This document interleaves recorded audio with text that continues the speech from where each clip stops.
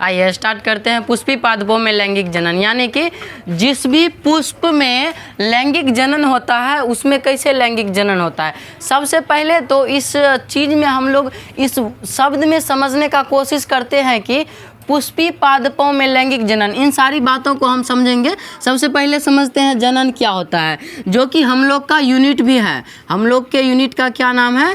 जनन। जनन को अंग्रेजी भाषा में क्या बोलते हैं? रिप्रोडक्शन।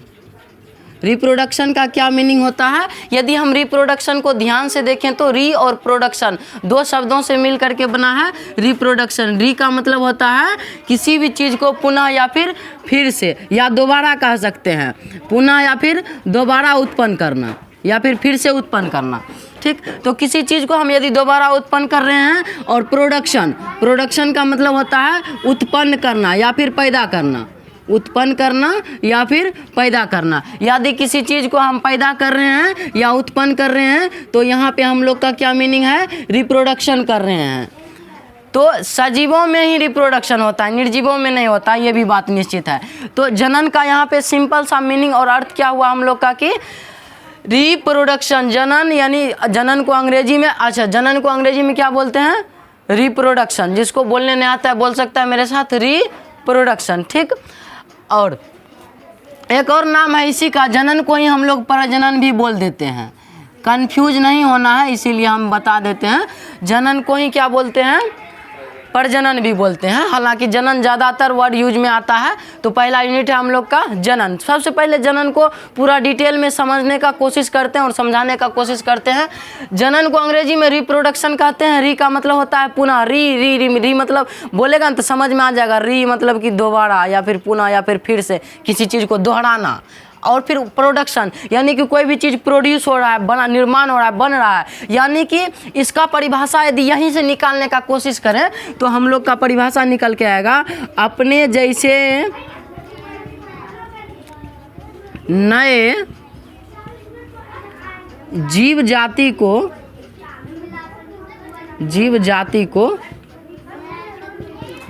को उत्पन्न करना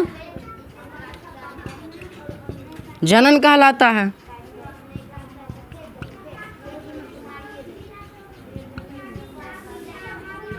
समझते हैं इस बात को? यहीं से परिभाषा लिया गया है इसी वर्ड से, जनन। यानी कि अपने जैसे। अब यहाँ पे एक और पॉइंट आता है कि अपने जैसे ही उत्पन्न करना, किसी और के जैसे नहीं। यदि हम जिस जाति से बिलोंग करते हैं उसी जाति का जीव उत्पन्न करेंगे। यदि हम मानव हैं तो एक दूसरे मानव को ही जन्म देंगे। यदि नर है तो नर को मानव है तो मानव को जन्म देंगे, कुत्ता है तो कुत्ता को जन्म देगा। यदि अदरवाइज और कोई जीव है तो और गाय है तो गाय को जन्म देगा ना।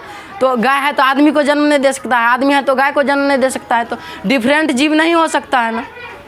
हो सकता है डिफरेंट जीव? नहीं हो सकता। कभी कभी कहीं न कहीं विपरीत परिस्थिति में कहीं कहीं हो जाता है ऐसा, लेकिन ऐसा नहीं होता है। तो रिप्रोडक्शन हम लोग यहाँ पे समझते हैं कि पुनः या फिर दोबारा उत्पन्न करना किसी चीज़ को। अपने जैसे ही नए जीव और नया जीव होता है, वहाँ पे रिप्रोडक्शन से क्या क्या होता है अभी हम समझाएंगे थोड़ी देर बाद। अपने जैसे नए जीव जाति को उत्पन्न करना ही जनन कहलाता है। यहाँ पे समझने वाली बात है।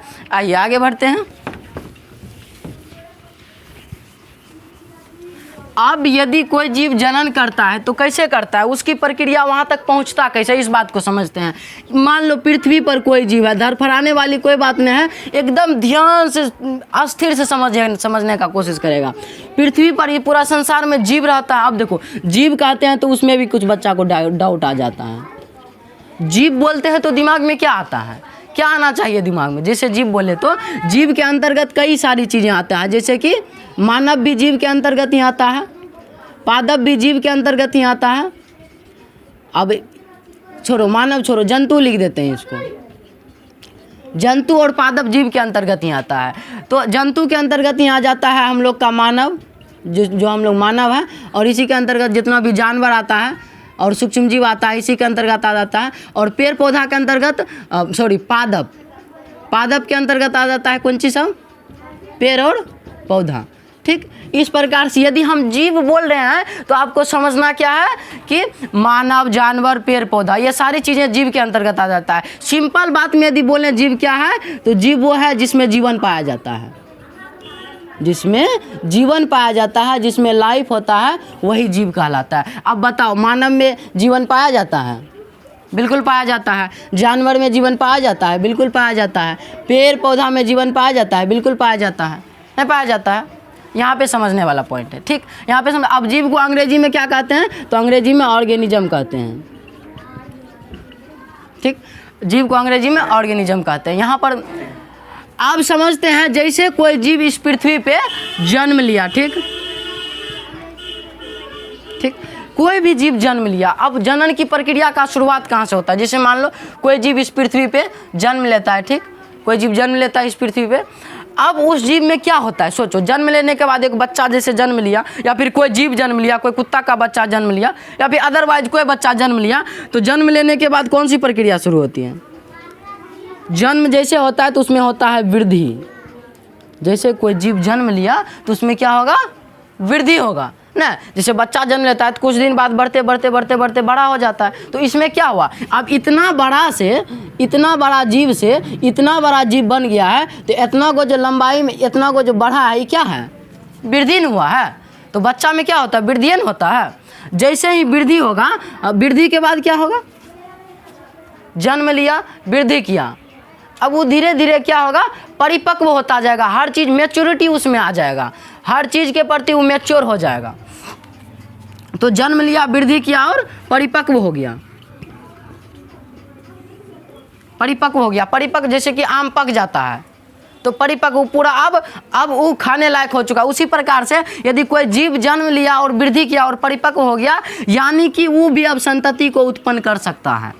अब वो भी एक नए संतति को उत्पन्न कर सकता है। संतति मतलब अब वो एक जीव को उत्पन्न कर सकता है, एक अपना जाति बना सकता है। तो इस प्रकार से अब जैसे वो संतति को उत्पन्न करेगा, कुछ दिन के बाद उसका भी बुढ़ापा अवस्था आएगा, और वो भी क्या, उसका भी क्या हो जाएगा? मृत्यु हो जाएगा ना। यहाँ तक बात समझो कि कोई भी जीव जन्म लेता है इस पृथ्वी पर, ज़्यादा अथी नहीं करना है, ठीक।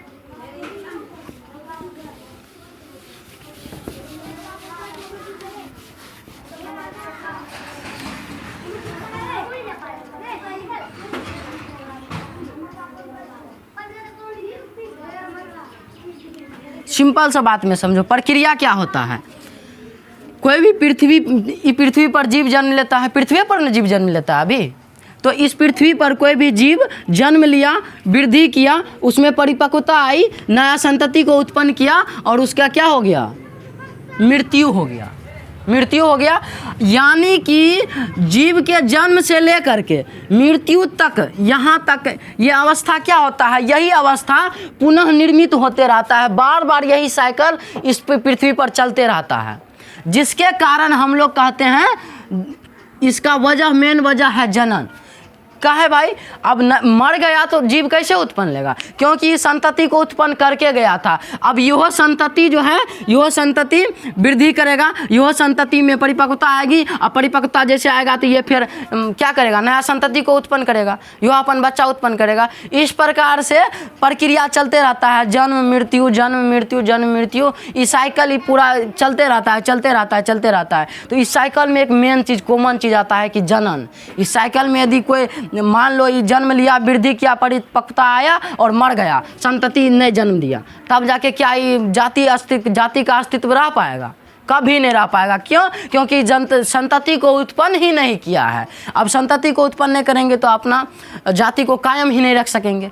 अच्छा, यहाँ पर समझा कि यदि कोई जीव जन्म लिया तो उसका मृत्यु भी तय है। जन्म लिया हुआ है तो मृत्यु भी तय है। NCERT इस लाइन को अच्छा से लिखा है, इसीलिए समझाने का कोशिश किए। आइए और समझते हैं।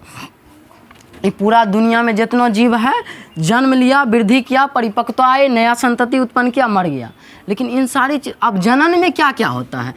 अब देखो, जैसे कोई जीव जनन किया, यह जीव जनन किया, कोई भी जीव यही साइकिल चलते रहता है, तो इस साइकिल किसके अंतर्गत आ रहा है? जनन के अंतर्गत आता है। लेकिन एक और बात याद रखेगा, यदि कोई जीव है,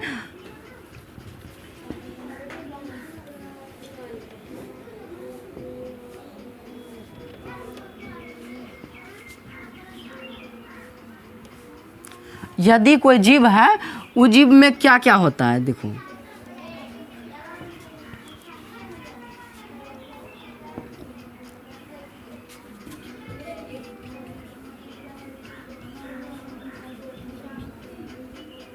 आइए समझते हैं जनन। आखिर जनन से क्या होता है, जनन की आवश्यकता क्यों पड़ी, जनन करते क्यों हैं?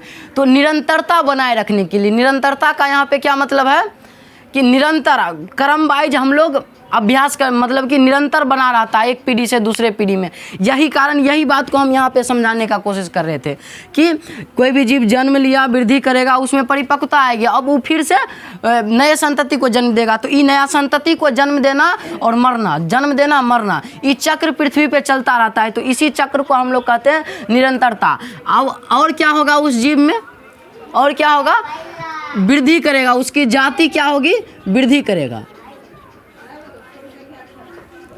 जाति वृद्धि होगा, उसके जाति में वृद्धि होगा। क्या कहने का मतलब है कि अब जैसे मान लो मानव यदि जनन कर रहा है तब वो जाति में वृद्धि करेगा, यदि मानव जनन करना बंद कर देगा तब जाके क्या होगा, उस जाति में वृद्धि नहीं कर पाएगा यदि जनन नहीं करेगा। तो जैसे मान लो डायनासोर, यहाँ से डायनासोर का एग्जाम्पल ले सकता है।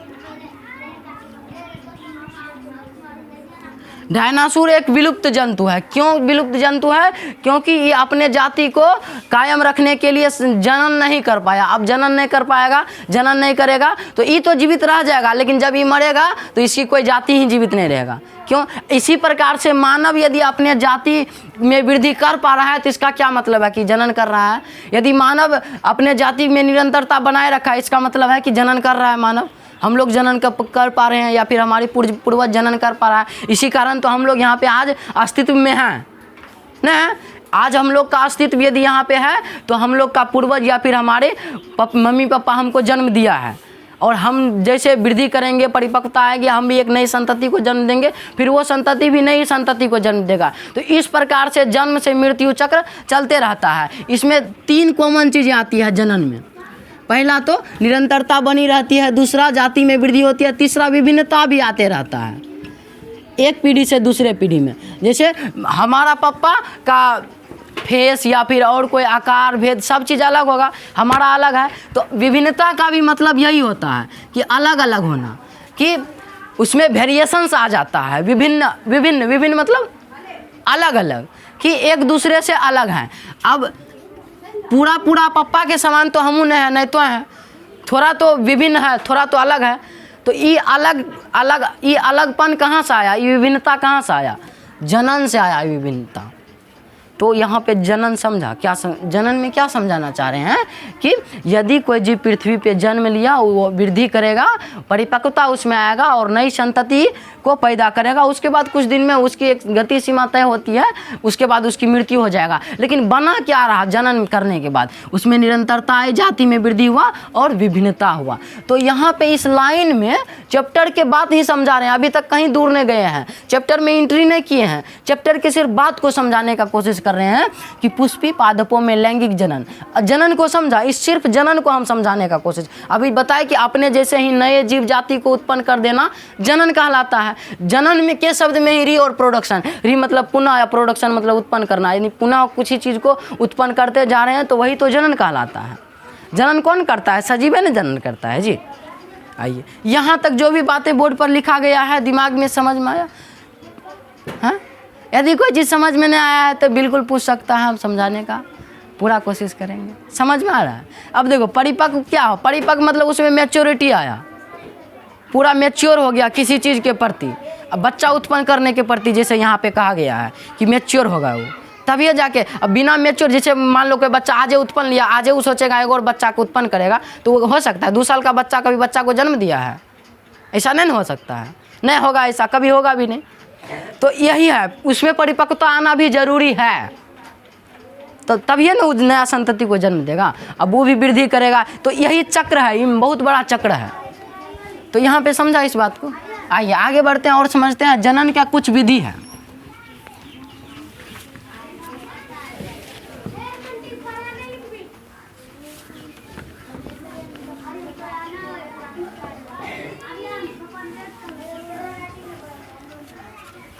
अब आइए जानते हैं जनन की क्या विधियां हैं।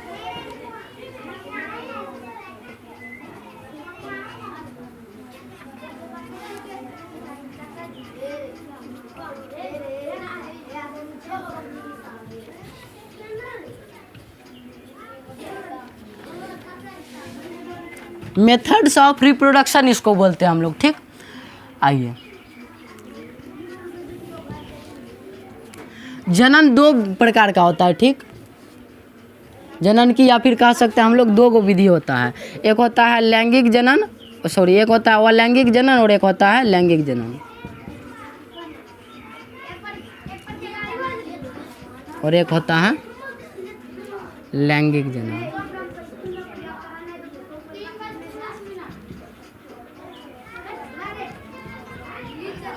अलैंगिक जनन को बोलते हैं एसेक्सुअल रिप्रोडक्शन,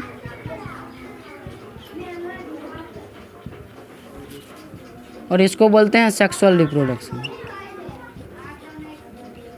ठीक। समझो इस बात को।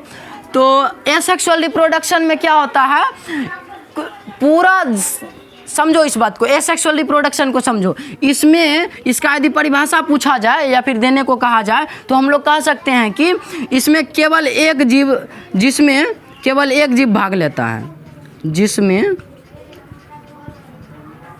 केवल एक जीव भाग लेता है, ठीक।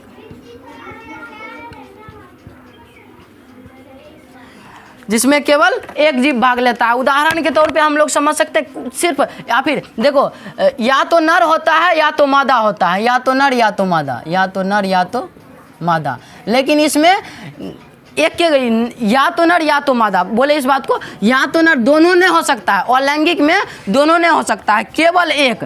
अलैंगिक का मतलब एक से याद रखेगा सीधा, एक, कि इसमें एक ही जीव भाग लेगा, दो को कभी नहीं लेगा।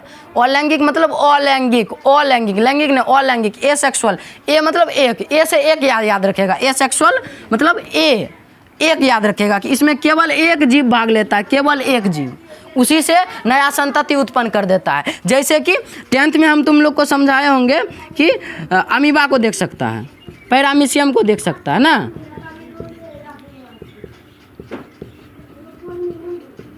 अमीबा हो गया, पैरामीशियम हो गया, युगलिना हो गया, क्लेमाइडोमोनास हो गया,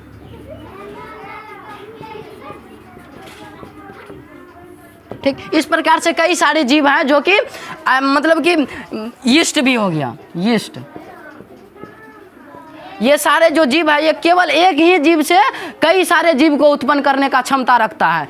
केवल या तो नर, यदि नर है तो नर ही होगा, और यदि मादा है तो मादा ही होगा, दोनों साथ नहीं हो सकता है। केवल या नर है तो नर, मादा है तो मादा, दोनों एक साथ नहीं हो सकता है। तो इसको हम लोग बोलेंगे अलैंगिक जनन, तब जाके इसको क्या बोलेंगे, अलैंगिक जनन। तो इस बात को नोट करना है हम लोग को और समझना है कि अलैंगिक, अब अलैंगिक जनन समझ में आया क्या है अलैंगिक जनन, कि जिसमें केवल एक जीव भाग लेगा, दो जीव नहीं, एक जीव, या तो नर या तो मादा, समझा, या तो नर और या तो मादा, केवल एक, दोनों नहीं हो सकता इसमें, इसी को कहते हैं अलैंगिक। आइए समझते हैं लैंगिक।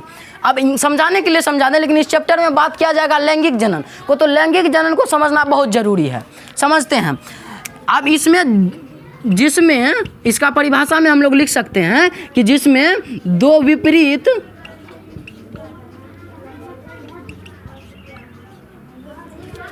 लिंग भाग लेते हैं, लिंग भाग लेते हैं। अब भाग लेते हैं का मतलब ही नहीं है कि यहाँ से भाग लेते हैं, द्वार घर द्वार भाग लेते हैं, भाग लेते हैं कि मतलब उसमें जुड़ता है, साथ ही बनता है, साथ, ठीक। दो विपरीत लिंग मतलब अलग अलग, नर भी लेगा और मादा भी लेगा, नर प्लस मादा, दोनों क्या है, जनक है यहाँ पे। दोनों जब भाग लेगा तभी एगो संतति को, यही जनक तब जाके क्या का निर्माण करेगा, संतति का निर्माण करेगा। तब जाके यहाँ से अब समझ सकता है तुम लोग कि जिसमें दो विपरीत लिंग, अलग अलग प्रकार का लिंग भाग ले रहा है दोनों, ठीक, नर और मादा। इसमें क्या था, इसमें नर या तो मादा था, ठीक। समझो, दो विपरीत लिंग, अलग अलग लिंग भाग ले रहा है, मम्मी और पापा दोनों, माता पिता दोनों, ठीक, दोनों जनक भाग ले रहा है, तब जाके एगो संतति को उत्पन्न कर सकता है। उदाहरण के तौर पर देख सकते हैं हम लोग मानव, कुत्ता, जंतु, मतलब जंतु कहना गलत हो सकता है, कुत्ता भी ले सकता है, और कई सारा जीव है इसके अंतर्गत जो कि लैंगिक जनन करते हैं। तो मानव कौन सा जनन करता है, लैंगिक जनन करता है मानव। इस प्रकार से समझते हैं हम लोग। तो आप बताओ, ये पूरा बात समझ में आया? कि जनन की विधि मेथड्स ऑफ रिप्रोडक्शन, जिसमें कि दो गो मेथड है रिप्रोडक्शन का, अलैंगिक जनन और लैंगिक जनन। अलैंगिक जनन को अंग्रेजी में कहते हैं एसेक्सुअल रिप्रोडक्शन और लैंगिक जनन को सेक्सुअल रिप्रोडक्शन। एसेक्सुअल मतलब ए से एक याद रखेगा, जिसमें केवल एक जीव भाग लेगा, उसको हम लोग बोलेंगे अलैंगिक जनन। जैसे अमीबा, पैरामीशियम, यूग्लिना, क्लेमाइडोमोनास, इसी प्रकार से लैंगिक जनन, जिसमें दो विपरीत लिंग, अलग अलग लिंग भाग लेगा, नर और मादा दोनों जनक। तो इस प्रकार से मानव, कुत्ता, बिल्ली, भेड़, बकरी इस प्रकार से भाग लेता है इसमें। तो आइए आगे बढ़ते हैं और समझते हैं हम लोग।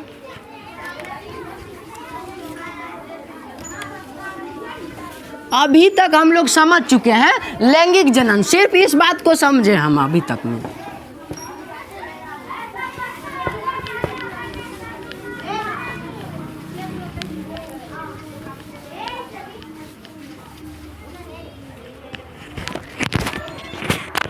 तुम देखते रहना, वीडियो बन रहा है कि नहीं बन रहा है। आइए आगे बढ़ते हैं और समझते हैं। अभी तक में सिर्फ इस बात को हम समझे हैं कि लैंगिक जनन क्या होता है। अभी तक के क्लास में हम समझे हैं कि लैंगिक जनन, पहले हम आपको जनन समझाएं, उसके बाद जनन की विधि समझाएं। अब समझते हैं ये पुष्पी पादप का क्या मतलब है। पुष्पी पादप को भी समझने से पहले हम समझते हैं बेसिक बात की ये पादप क्या होता है। तो पादप का सबसे शुरू से कहानी जानते हैं कि पादप आखिर होता क्या है। ठीक, पादप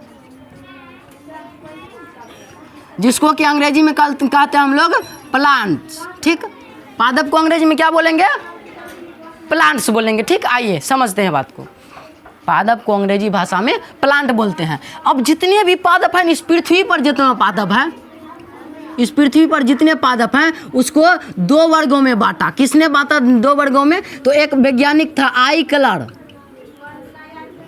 क्लर नामक वैज्ञानिक ने इस पृथ्वी पर जितना पादप है उसको बीज की उपस्थिति के आधार पर दो वर्गों में बांटता है। भाई सब कैसे समझते हैं बात को डिटेल से, कि जितने भी पादप है उसको आई क्लर नामक वैज्ञानिक ने दो वर्गों में बांटा। कैसे समझते हैं?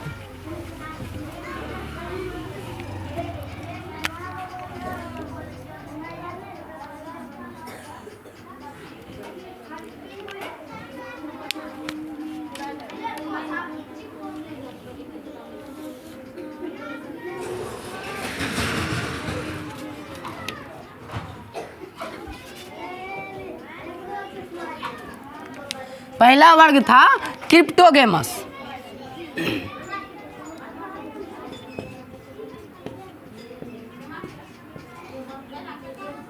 और दूसरा वर्ग था फेनेरोगेमस।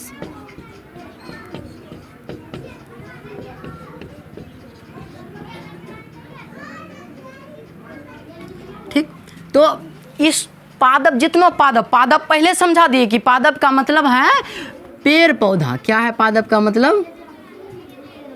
पेड़ पौधा। ठीक, इस बात में कंफ्यूजन बिल्कुल नहीं करना है कि पादप का मतलब, प्लांट का मतलब क्या होता है?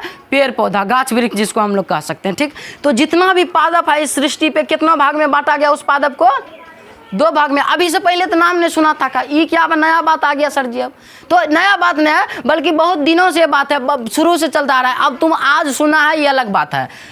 तो समझो कि पादप को दो वर्ग में बांटा गया।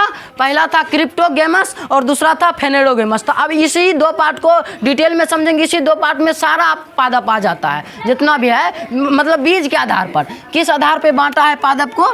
बीज के आधार पर, बीज के आधार पर। ठीक, अब समझते हैं हम लोग क्रिप्टोगेमस मतलब क्या होता है। क्रिप्टोगेमस, क्रिप्टो अंग्रेजियों में लिख देते हैं, अंग्रेजी में भी इसी यही कहते हैं।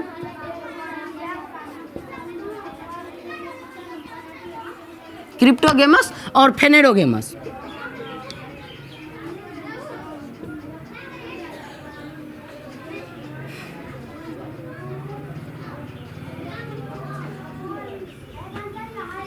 फेनेरोगेमस। ठीक, क्रिप्टोगेमस और फेनेरोगेमस डिटेल में समझते हैं।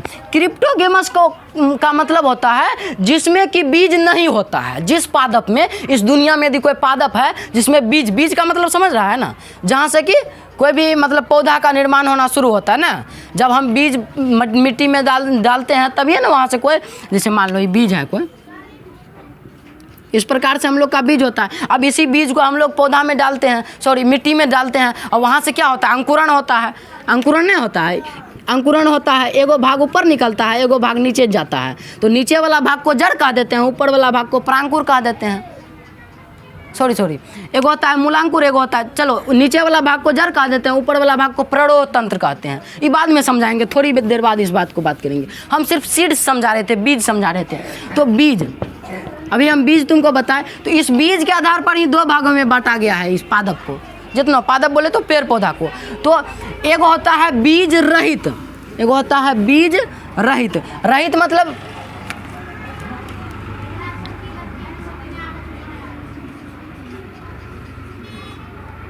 बीज रहित, और एगो होता है बीज युक्त। अब बीज रहित का क्या मतलब है, बीज युक्त का क्या मतलब है? बीज रहित का मतलब है कि बीज के बिना। अब ये क्या मतलब है? रहित मतलब कि रहना चाहिए ना बीज, लेकिन यहाँ तो उल्टे मतलब है के बिना। नहीं, रहित का मतलब ही होता है उसके बिना। रहित का मतलब क्या है? उसके बिना रहेगा, बीज के बिना। यदि बीज के बिना कोई पादप है तब जाकर उसको हम बोलेंगे क्रिप्टोगेमस। और यदि बीज उसमें है, बीज है तब जाकर उसको बोलेंगे फेनेडोगेमस।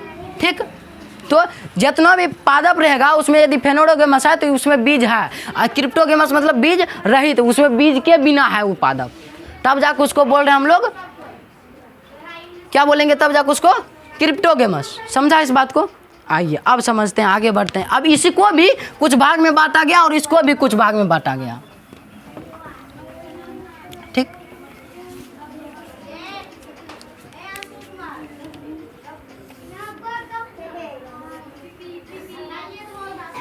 इसको 3 भागों में बांटा गया है। क्रिप्टोगेमस को 3 भागों में बांटा गया है। अभी देखो, अभी यदि नहीं समझ रहा है ना, बिल्कुल ध्यान से देखते रहो, समझते रहो, कोशिश करते रहो। जब क्लास एंड होगा तो सब चीज़ समझ में आएगा। कभी कभी होता है कि कुछ बात पहले नहीं समझ में आता है, बाद में समझ, अच्छा पिछला कांड के ई कांड से कुछ अर्थ रहे, आप समझ में अले, समझ ली। जब पूरा कहानी समझ में आ जाएगा तब समझ आएगा सच में यार मस्त कहानी रही। तो अभी यदि समझ में आ रहा, सिर्फ ध्यान से सुनते रहो। ठीक, तो इसको 3 भागों में बांटा गया। क्रिप्टोगेमस को 3 भागों में बांटा गया, जिसमें पहला भाग था थैलोफाइटा। पहला भाग का क्या नाम था? थैलोफाइटा। ठीक, दूसरा भाग था ब्रायोफाइटा। तीसरा भाग था टेरिडोफाइटा। अब ये सब नाम तो सुना नहीं होगा, अब बोलेगा ये सब क्या बता रहे। तो 12th है, थोड़ा प्रेशर लेके समझना पड़ता है किसी चीज़ को। तो इस क्रिप्टोगेमस वाले पादप को 3 भागों में बांटा गया। एगो था थैलोफाइटा, एगो ब्रायोफाइटा, एगो टेरिडोफाइटा। चलो अंग्रेजियों में लिख देते हैं।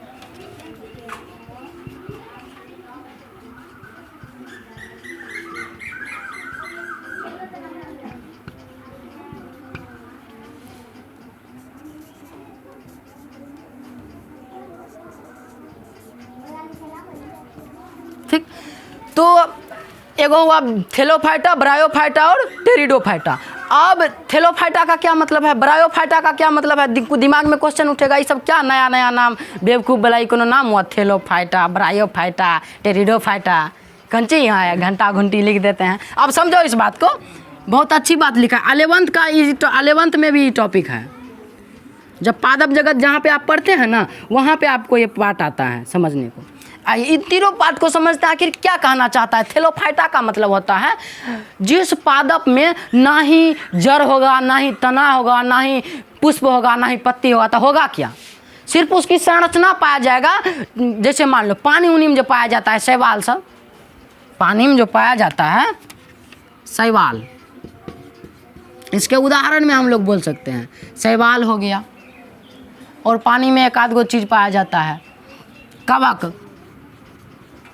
मतलब कि स्थलीय। ये कवक मतलब स्थलीय चीज़ है, किसी के ऊपर पाया जाता है कवक।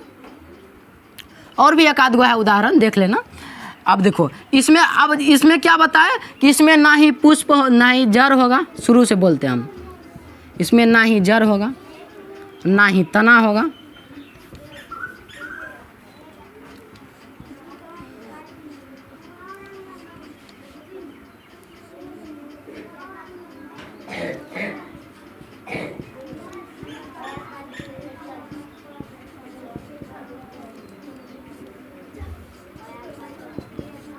समझो। तो थैलोफाइटा उस पादप को कहते हैं जिस पादप में तो ना ही जड़ होता है, ना ही जड़ होता है, ना ही तना होता है, ना ही पत्ती होता है, ना ही पुष्प होता है, ना ही बीज होता है, कुछ नहीं रहता है। तो रहता कौन चीज़ है? सिर्फ थोड़ा थोड़ा हरा हरा संरचना पाया जाता है। ये कहाँ पाया जाएगा? तो नदी देखा है, नदी, तालाब, पोखर, झरना, वहाँ पे ना, जहाँ की तलीय भाग हो, जहाँ पर कि किनारा लगता है, उस किनारा के भाग में देखेगा हरा हरा छोटी छोटी संरचना दिखाई देगा। उसी संरचना का नाम है शैवाल। तो उसमें देखेगा न जड़ रहता है, और न पत्ता रहता है, न तना रहता है, न पुष्प रहता है, न बीज, कुछ एक प्रकार से रहबे नहीं करता है। तो वैसे संरचना को हम लोग नाम देते हैं जीव विज्ञान में, बायोलॉजी में, थैलोफाइटा। समझ में आया? समझ में आया भाई? कि थैलोफाइटा उसको बोलेंगे जिसमें जड़, तना, पत्ती, पुष्प, बीज कुछ नहीं पाया जाएगा। कहाँ पाया जाएगा? ये जलीय चीज, ये जलीय चीज़ है, जलीय जीव है। तो जलीय पादप है, ये जल में पाया जाता है, जल के किनारा पर पाया जाता है, कि वहाँ पे लेकिन रहता है। तो समझा इस बात को? ठीक है, आगे बढ़ते हैं। अब ब्रायोफाइटा, ब्रायोफाइटा में भी यही होता है। ब्रायोफाइटा में भी कुछ नहीं पाया जाता है, न जड़ पाया जाएगा, न तना पाया जाएगा, न पत्ती पाया जाएगा, न पुष्प पाया जाएगा। इसमें भी कुछ नहीं पाया जाता है। तो इसमें भी ये चारों चीज़, सेम चीज़ यही लिख लेगा, ना जड़, ना तना, ना पत्ती, ना पुष्प, ना बीज। ठीक, ब्रायोफाइटा में सेम। लेकिन तो फिर इसको पादप में लिए का है भाई? जब इसमें कुछ नहीं है पाया जा रहा है तो पादप काहे बोल दिए? काहे कि है भाई वो संरचना है उस प्रकार से, इसका भी उस प्रकार से संरचना पाया जाता है। पादप जैसी संरचना पाया जाता है इसका, लेकिन पूरा तरीका से पादप नहीं होता। बहुत छोटा छोटा पौधा है, ये सब पौधा बहुत छोटा छोटा, इसका इसमें संरचना पाया जाता है। इसीलिए इसको एक नाम देता है मूलाभास।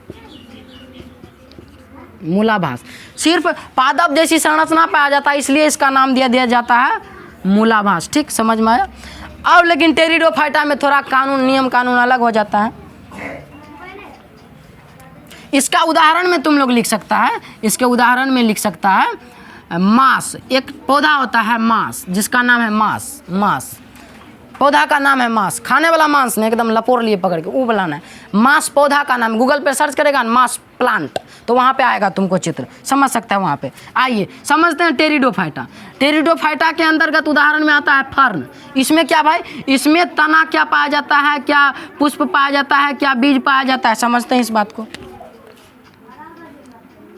इसमें जड़, तना, पत्ती, ये तीनों चीज पाया जाता है इसमें। ठीक, फर्न, ये फर्न को अपनी भाषा में कहते हैं हम लोग निमकहिया। निमकहिया देखा है? जहाँ बांस उस लगल रहता है ना, उसके नज़दीक कुछ दिख रहता है, निमकहिया। निमकहिया, ठीक, नीम के आकार का उसका पत्ता होता है, इसीलिए निमकहिया अपन भाषा में, लेकिन विज्ञान की भाषा में उसको फर्न कहते हैं। तो उसमें जड़ भी होता है, तना भी होता है, पत्ता भी होता है, लेकिन ना ही पुष्प रहता है, ना ही बीज रहता है। ना ही पुष्प रहता है और ना ही बीज रहता है। ठीक, पुष्प भी नहीं है इसमें, बीज भी नहीं है। पुष्प भी नहीं है और बीज भी नहीं है, ना पुष्प ना बीज, तो उसको बोलेंगे टेरिडोफाइटा। जिसमें जड़, तना, पत्ती रहेगा लेकिन पुष्प और बीज नहीं रहेगा, उसको क्या बोलेंगे? उसको बोलते हैं हम लोग टेरिडोफाइटा। ठीक,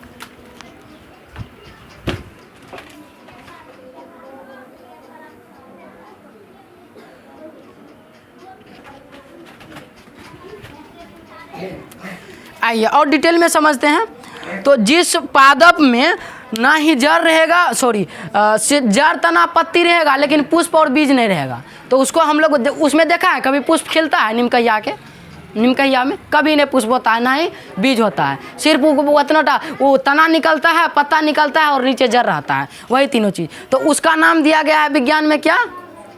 टेरिडोफाइटा। तो ये है पादप जगत, यह। और आगे समझाएंगे। तो अब बताओ बीज रहित, बीज रहित का क्या मतलब समझाए थे? बीज के बिना, ये कोनो बीज दिख रहा है तुमको? युवा में बीज नहीं होता है, युवा में बीज नहीं होता है, युवा में बीज नहीं होता है, ना ही पुष्प होता है। जिसमें पुष्प और बीज रहता है, जिसमें बीज रहता है उसको बोलते हैं फेनोरोगेमस।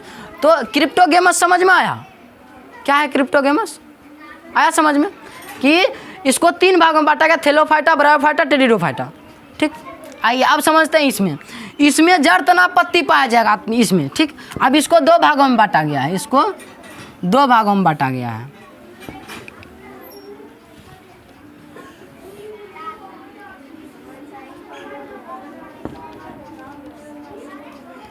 एक होता है अनावृत बीजी, एक होता है आवृत बीजी। अब इसमें एक बात ध्यान रखने वाली बात है कि इसमें बीज युक्त है, यानी कि बीज के साथ रहेगा ही फेनोरोगेमस वाला पादप। तो पहला पादप का नाम है इसमें अनावृत बीजी।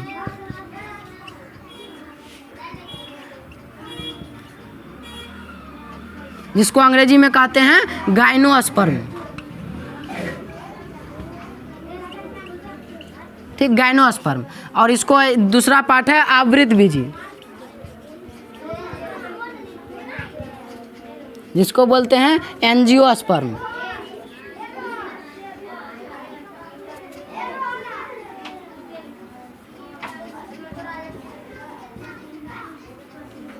ठीक, समझो अब इस बात को।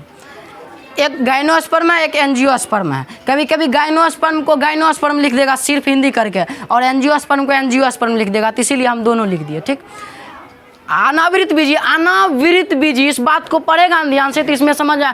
अनावृत, जिसमें कि बिना आवरण का बीज पाया जाएगा, जिसमें बिना आवरण का बीज पाया जाएगा उसको बोलते हैं अनावृत बीजी। ठीक, और जिसमें आवरण का बीज पाया जाएगा, आवरण के पहले आवरण से ढका रहेगा, उसके बाद यदि बीज है तब जाकर उसको बोलेंगे आवृत बीजी। अब उदाहरण के तौर पे ले सकता है इसको, इसमें और इसमें। जैसे आवृत बीजी का उदाहरण में ले सकता है अमरूद, और भी कई सारा, आम भी ले सकता है, और भी बहुत सारा चीज तुम लोग खुद ले सकता है। तो आवृत बीजी, आवृत, आवृत मतलब क्या होता है? एक आवरण, आवृत मतलब आवरण, बीजी मतलब बीज, यानी कि आवरण के अंदर यदि कोई बीज है, जैसे आम खाते हैं तो आम पहले आवरण रहता है, उसके बाद उसमें बीज रहता है, अंदर में नहीं रहता है। गुठली रे गुठली, गुठलिए को तो बीज बोलते हैं। तो उस प्रकार से इसमें रहता है आवृत, अनावृत, बिना आवरण का बीज। सिर्फ ये बात को समझो, बिना आवरण का, बिना आवरण, आवरण इसमें इस प्रकार के पादप में आवरण नहीं रहता है। उदाहरण कुछ होता है, गूगल करेगा वहाँ पे समझ में आ जाएगा। ठीक, अभी भूल रहे हैं हम क्या होता है इसका उदाहरण। ठीक, लेकिन इसमें बीज रहेगा। इस पादप में देखो जड़ भी रहेगा, तना भी रहेगा, पत्ती भी रहेगा,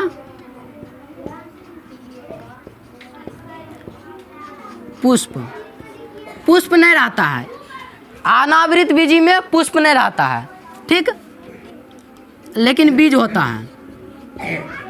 तो अभी तक में ये चारों वाला पार्ट में, इसमें कोनो में पुष्प नहीं था, इसमें भी पुष्प नहीं है, लेकिन लेकिन लेकिन लेकिन इसमें सब चीज़ पाया जाता है। इसमें जड़ भी रहेगा, तना भी रहेगा, पत्ती भी रहेगा, पुष्प भी रहेगा, और बीज भी रहेगा। इसमें सब चीज़ रहता है। किसमें? आवृत बीजी में।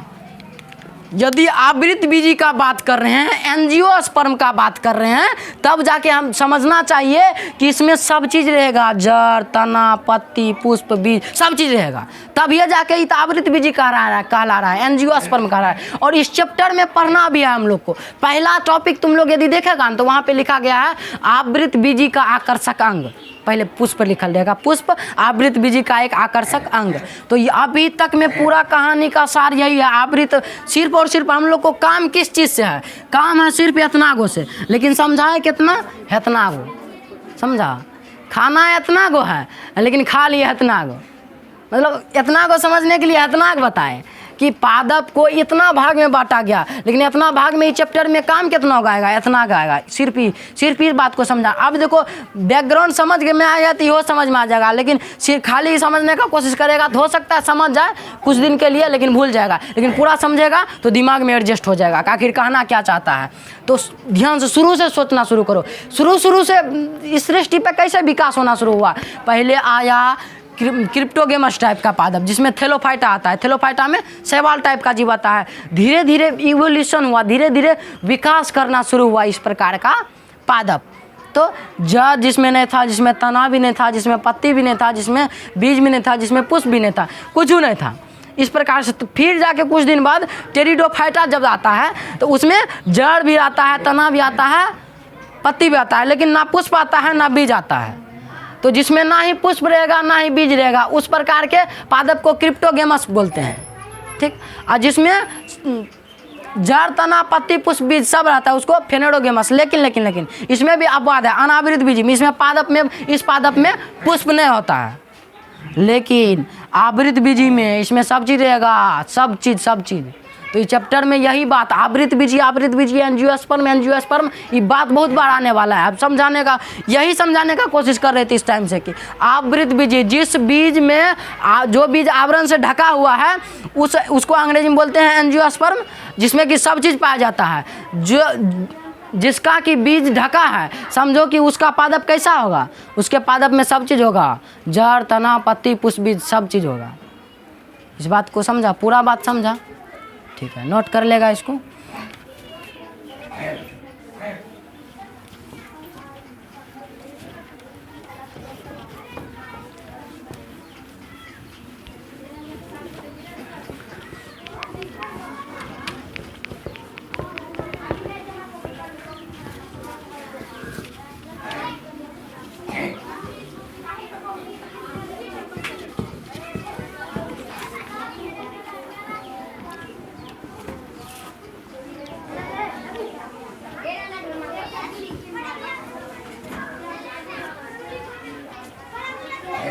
अब हम लोग आते हैं किताब के पॉइंट पे। किताब में सबसे पहला जो पॉइंट है,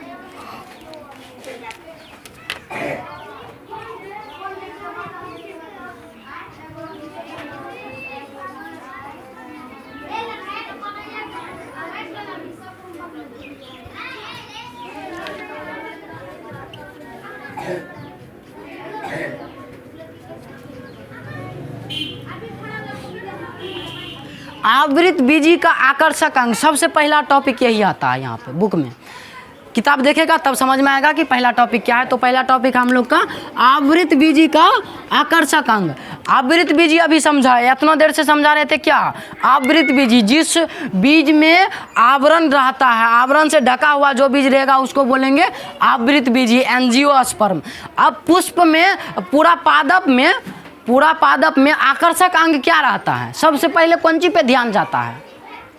किसी पादप को देखा, उस पादप में सब चीज़ है, जड़ भी है, तना भी है, पुष्प भी है, पत्ती भी है, बीज भी है। तब कौन चीज पे ध्यान जाएगा तुमको? सबसे पहले जो चीज़ आकर्षक पार्ट रहेगा उसका आकर्षक पार्ट क्या है? एक पादप का आकर्षक भाग क्या होता है? पुष्प होता है रे चोट्टा, यहाँ पे लिख लो है पुष्प। पुष्प को अंग्रेजी में कहते हैं फ्लावर। फ्लावर समझे क्या? फायर है मैं, तो बताओ कौन कौन फ्लावर समझा? ठीक, तो फ्लावर क्या है? आवृत बीजी का आकर्षक अंग। अब आवृत बीजी समझाने का जरूरी नहीं पड़ना चाहिए। आवृत बीजी उसको बोलेंगे जिसमें कि जड़ भी रहेगा, तना भी रहेगा, पत्ती भी रहेगा, बीज भी रहेगा, पुष्प भी रहेगा। सबसे बड़ी चीज़ तो पुष्प है भैया, इसमें सब चीज़ पाया जाता है, जड़, तना, पत्ती, पुष्प, बीज। तब ये जाकर तो इसको हम लोग बोलते हैं आवृत बीजी का आकर्षक अंग। ठीक, अब इस बात को समझ में आ गया होगा, बहुत देर से बता रहे हैं ये बात।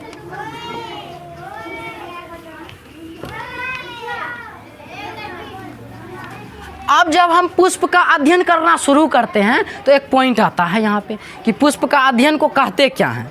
तो सबसे पहला पॉइंट है हम लोग का, पुष्प के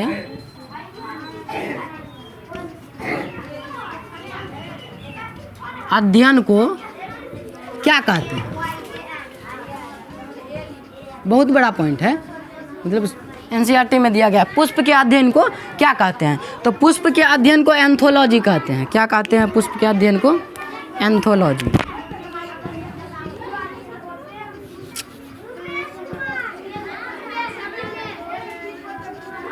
जिस प्रकार से अभी हम लोग जिस चीज़ का अध्ययन कर रहे हैं, जिस विषय का, उसको बायोलॉजी कहते हैं ना।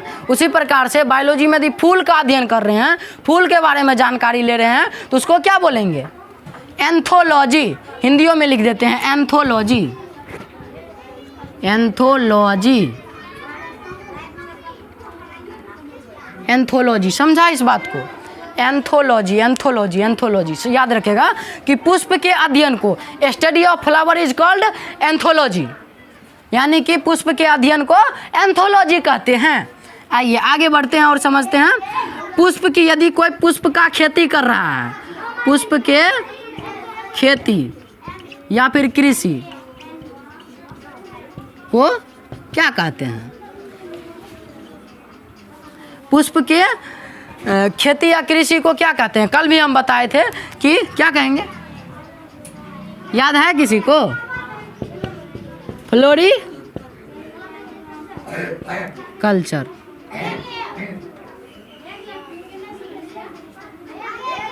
फ्लोरिकल्चर कहते हैं। याद आया यहाँ से बात कि पुष्प की यदि कोई खेती कर रहा है, कोई कृषि कर रहा है पुष्प के, तो उसको हम लोग एक नाम देते हैं जिसको बोलते हैं फ्लोरिकल्चर। समझ में आया यहाँ तक बात? पुष्प के अध्ययन को एंथोलॉजी बोलेंगे, पुष्प के खेती या कृषि को फ्लोरिकल्चर बोलेंगे। ठीक, आइए आगे बढ़ते हैं। अब पुष्प का निर्माण कहाँ से होगा? पुष्प का निर्माण कहाँ से होगा? अगला पॉइंट है, पुष्प का निर्माण क्या कहलाएगा?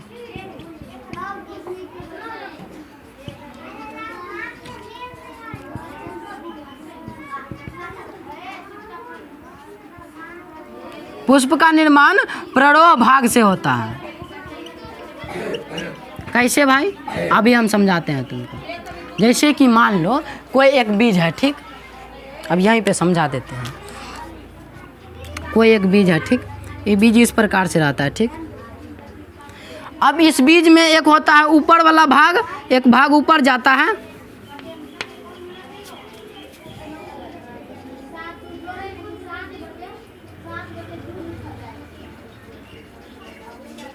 एगो भाग ऊपर जाता है धरती के ऊपर, एगो धरती के नीचे जाता है। समझ रहा बात को? एक भाग इस पुष्प में धरती के नीचे जाएगा,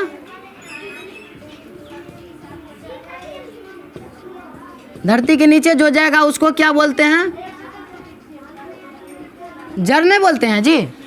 जो भाग पुष्प में धरती के पादप में धरती के नीचे जाएगा उसको जड़ बोलेंगे। और जो भाग धरती के ऊपर जा रहा है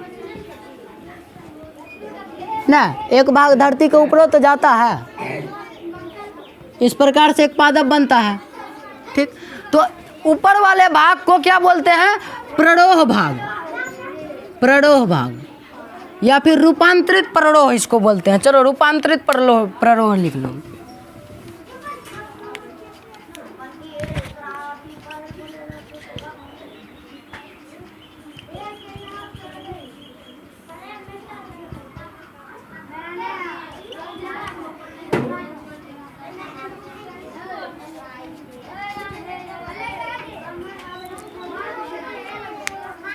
ठीक, तो ये ऊपर वाले भाग को प्ररोह भाग कहते हैं और नीचे वाले भाग को जड़ भाग कहते हैं। समझा? कि ये मान लो ये क्या था? ये बीज था, इसी बीज से ना एगो मतलब पादप का विकास होता है। तो ये सब बचपन वाली बात है, ये बचपना वाली बात है कि एगो बीज है, वो बीज से ऊपर पादप जाएगा, नीचे जड़ निकलेगा, उसमें तना खी, उसमें शाखा जाएगा, उसमें पुष्प। ये बच्चों की बचपना वाली बात है। फिर भी समझा रहे हैं कि इसमें प्ररोह है, ये ऊपर वाले भाग को प्ररोह भाग कहते हैं, जिसको रूपांतरित प्ररोह कहते हैं। तो इसी से ना पादप, इसी पादप से ना क्या निकलेगा? फूल निकलेगा हम लोग का, इसी से हम लोग का फूल निकलता है, इसी पे हम लोग का एक फूल निकलता है, ठीक। हम शॉर्ट में बना दिए। अब अगले क्लास में हम इसी पे चर्चा करेंगे कि फूल की संरचना क्या होता है। फूल का संरचना पे डिटेल में बात करेंगे और स्टेप बाय स्टेप समझाने का और सिखाएंगे तुम लोग को कि फूल बनता कैसे है। तो यहाँ पे समझ में आज के क्लास में क्या समझा रहे हैं? सिर्फ इस बात को समझाने का कोशिश किए कि पुष्पीय पादपों में लैंगिक जनन, और चैप्टर का पहला पॉइंट, पहला टॉपिक ही है, पहला टॉपिक ही है पुष्प आवृत बीजी का एक आकर्षक अंग। तो अभी से हम लोग क्या समझा रहे थे अभी से पहले कि आवृत बीजी मतलब जो कि जिस बीज की आवरण से ढका हो, जिसमें जड़, तना, पुष्प, बीज, पत्ती सब चीज़ पाया जाता है, उसी को तो आवृत बीजी पादप कहते हैं। ठीक, समझ में आया? एंजियोस्पर्म। तो पुष्प के अध्ययन को क्या कहते थे हम लोग? एंथोलॉजी, एंथोलॉजी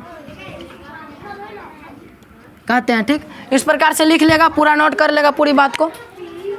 आज का क्लास समझ में आया? इस नीचे वाला भाग समझा कि पुष्प का निर्माण रूपांतरित प्रणोह भाग से होता है। पुष्प का निर्माण रूपांतरित प्रणोह, ऊपर वाला भाग प्रणोह, प्रणोह प्रणोह मतलब ऊपर वाला भाग, बचकानी वाला बात है, ऊपर वाला भाग। नीचे वाला भाग को जड़ कहते हैं। तो जड़ में पुष्प नहीं है निकलता है, मट्टी के अंदर पुष्प नहीं है न खिलता है, कि मट्टी के अंदर मुड़िया घुसा के देखने जाता है कि पुष्प खिलल बा हो, कि ऊपर खिलता है, तब न देखता है कि सबसे आकर्षक भाग, शादी विवाह पार्टी फंक्शन, गुलदस्ता, यू फैन टैन हलाना ढिमकाना, सब चीज़ में पुष्प का यूज हम लोग लेते हैं, सदियों से चला आ रहा है। तो इसी चीज़ के बारे में पढ़ रहे हैं तो कितना मज़ेदार बात है, हैं? लड़की सब कहते हैं फूल को यूज में लेता है, शादी विवाह में जाएगा गजरा धजरा पहन लेता है, ये सब कौन जगह फूल का होता है। अशोक मनाते हैं, उत्सव मनाते हैं, पर्व मनाते हैं, हर जगह पुष्प का यूज आता है। तो यही तो पढ़ रहे हैं हम लोग, फ्लावर समझे क्या? तो फ्लावर को पढ़ेंगे, फ्लावर को समझेंगे। ठीक, समझा इस बात को? छापो इसको जल्दी।